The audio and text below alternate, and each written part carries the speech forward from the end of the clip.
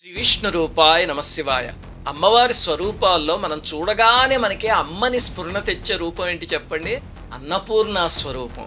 ఆమె మాణిక్యపాత్రం మధురసభరితం బిభ్రతీం పాణిపద్మం దివ్యైరన్నైర్ ప్రపూర్ణం ఘృతమణివలయే స్వర్ణ దర్వించ దక్షే అని వర్ణిస్తారంటే, అమ్మవారి ముఖం పున్నమి చంద్రుల్లా ఉండి ఒక చేతిలో అన్నపు పాత్ర, ఇంకో చేతిలో గరిటెతో నా పిల్లలకి ఎప్పుడు ఆకలేస్తుందా అన్నం పెట్టేద్దామా అని సిద్ధంగా ఉండే స్వరూపమే అన్నపూర్ణమ్మ స్వరూపం. అన్నపూర్ణమ్మ అమ్మలా అన్నము పెడుతుంది, అమ్మవారిలా జ్ఞానాన్ని కూడా పెడుతుంది.